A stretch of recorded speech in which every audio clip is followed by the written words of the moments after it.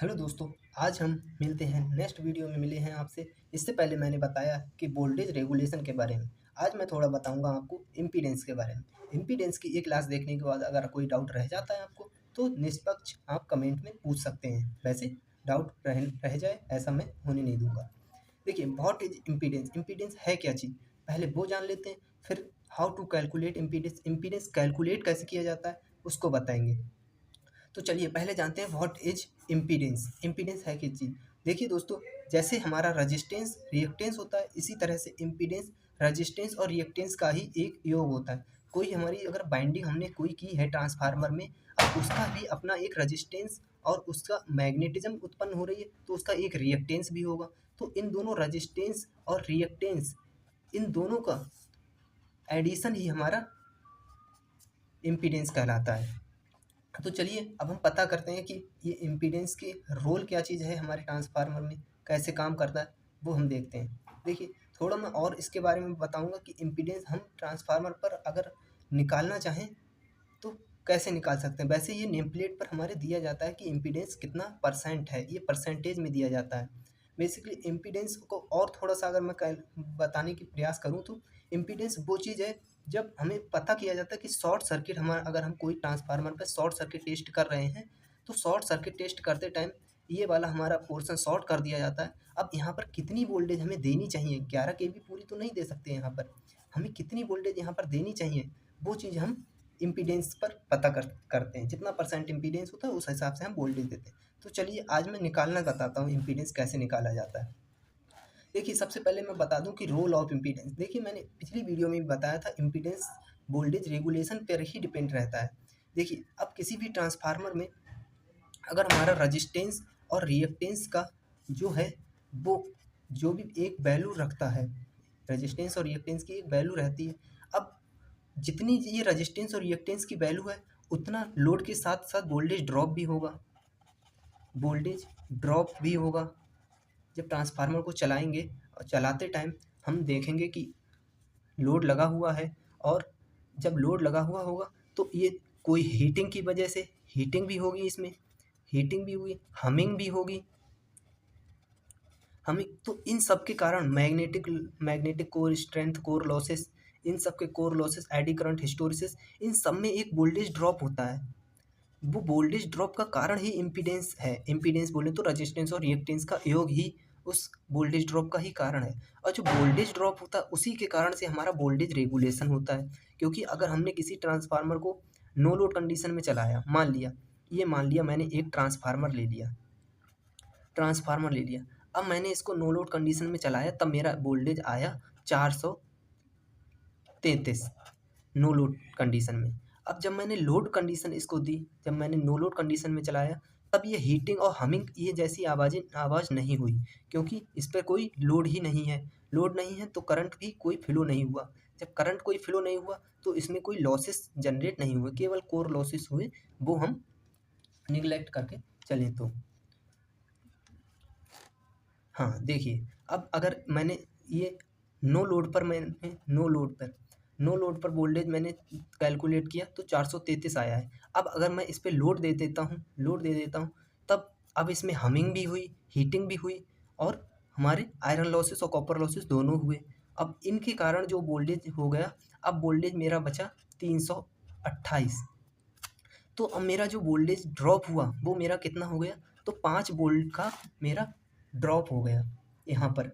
तो इसी चीज़ को, अब ये 5 वोल्ट हमने नो लोड में से फुल लोड को हटाया और मैंने वोल्टेज रेगुलेशन का ये पता कर लिया कि ये 5 वोल्ट मेरी वोल्टेज रेगुलेशन आ रहा है। यानी कि मैं अगर किसी भी लोड मेरा अगर वेरिएट होता है तो मेरा आउटपुट की स्टेबिलिटी में 5% की एरर रहेगी, ये 5 वोल्टेज की एरर रहेगी मेरे रेटेड वोल्टेज। अब चलिए मैं बता देता हूँ कि इम्पीडेंस को कैलकुलेट दोस्तों, यहाँ पर मैंने एक ट्रांसफार्मर लिया है, उसकी प्राइमरी वाइंडिंग का जो रेटिंग वोल्टेज है वो 11 केवी है, सेकेंडरी वाइंडिंग वोल्टेज 433 वोल्ट है, और मैंने जो करंट है वो प्राइमरी साइड पर जो I1 करंट है वो 157 है, और I2 पर जो फुल लोड पर I2 रेटिंग करंट है वो 4000 है।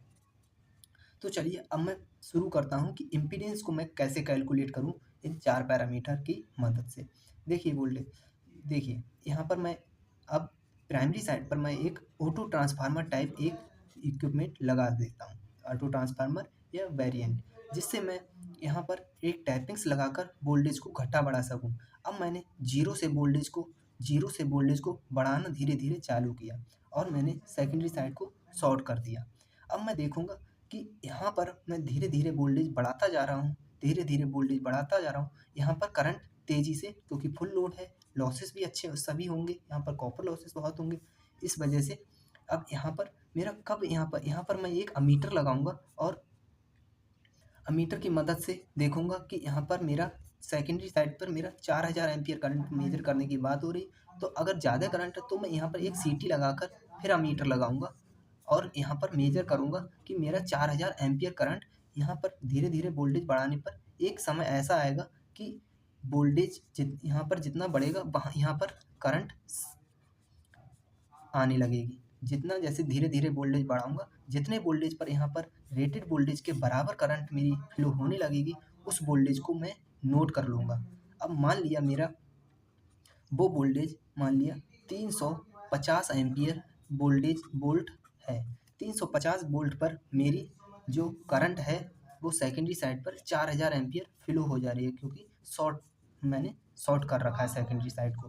अब मैंने जो मेरी ये वाली वोल्टेज मिली है उसके साथ मैं कैलकुलेट करूँगा। मेरा एक फार्मूला होता है B बराबर आई आर, उस हिसाब से मैं आई की वैल्यू आर की वैल्यू को पता कर लूँगा। आई आर बराबर बी यानी कि वोल्टेज बटे करंट। अब यहाँ पर मैं देखिए आर को मैंने इम्पीडेंस माना है, क्योंकि रजिस्टेंस और रिएक्टेंस का इम्पीडेंस को कैलकुलेट करने के लिए मैंने वोल्टेज मेरा कितना आया है 350 और मेरा करंट कितना है, करंट मेरा इस साइड पर कितना फ्लो हो रहा है उसके हिसाब से मैं कैलकुलेट निकालने के लिए जो लोड करंट है उसको लेंगे। मैंने यहाँ पर 4000 एम्पियर की करंट ले ली और अब मेरा जो जेड की वैल्यू है वो मुझे पता चल जाए कि मेरे लॉसेस कितने हो रहे हैं। चलिए मैं इसको कैलकुलेट कर लेता हूँ। देखिए दोस्तों, मैंने कैलकुलेट किया तो मेरी यहाँ पर करंट मुझे मिली, जो इम्पीडेंस मिला वो 0.0875 मिला। अब मैं इसको अगर परसेंटेज में निकालना चाहता हूँ इम्पीडेंस परसेंट, तो मैं इसको मल्टीप्लाई कर दूंगा और मेरा 8.75 मेरा इम्पीडेंस निकल कर आ जाए और यही वैल्यू हमारी नेम प्लेट पर लिखी होती है। अब मैं बता दूं इसका रोल क्या रहता है ट्रांसफार्मर में, उसके बारे में मैं बता देता हूँ।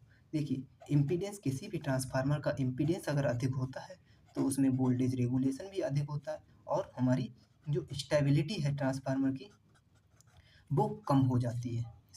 इसी कारण से इम्पीडेंस कम होना ज़रूरी है। अब यदि किसी भी ट्रांसफार्मर का इम्पीडेंस कम होता है तो उसमें जो लिमिट करंट होता है, फॉल्ट लेवल, हमारा एक ट्रांसफार्मर का एक फॉल्ट लेवल होता है जिसकी कैलकुलेशन के बारे में मैं नेक्स्ट वीडियो में बताने वाला हूँ। तो वो फॉल्ट लेवल जो होता है वो मेरा कम हो जाता है, फॉल्ट लेवल मेरा कम हो जाता है। इस वजह से हम थोड़ा इम्पीडेंस अधिक भी रखते हैं, जिससे वोल्टेज रेगुलेशन तो बढ़ता है लेकिन हमारा फॉल्ट लेवल मेंटेन हो जाता है।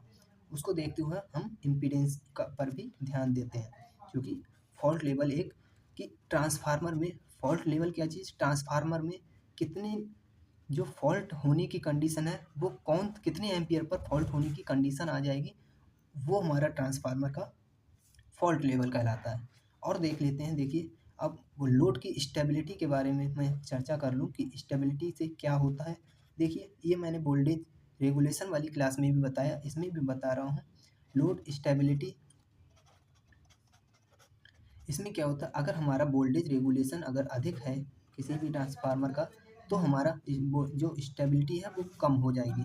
हमारा जैसे जैसे लोड घटेगा बढ़ेगा, हमारा वोल्टेज में वेरिएशन होगा। वेरिएशन होने से हमारी जो सेंसिटिव रिले हैं, सेंसिटिव इक्विपमेंट है, वो या तो ख़राब होने के कंडीशन में आ सकते हैं या फिर गलत सिग्नल देने की कंडीशन में भी आ सकते हैं। इस वजह से हम वोल्टेज रेगुलेशन को और इम्पीडेंस को और फॉल्ट टेबल को तीनों को मेंटेन करके रखते हैं। तो चलिए आज की वीडियो में मैं यहीं समाप्त करता हूँ। बाकी इसमें अगर आपको कोई डाउट रह गया हो कैसे निकालते हैं क्या कुछ, तो आप मुझे कमेंट कर सकते हैं। आपकी कमेंट का ज़रूर रिप्लाई मिलेगा और वीडियो को लाइक शेयर और सब्सक्राइब कीजिए, जिससे हमें भी हौसला मिले। तो आज के लिए इतना ही।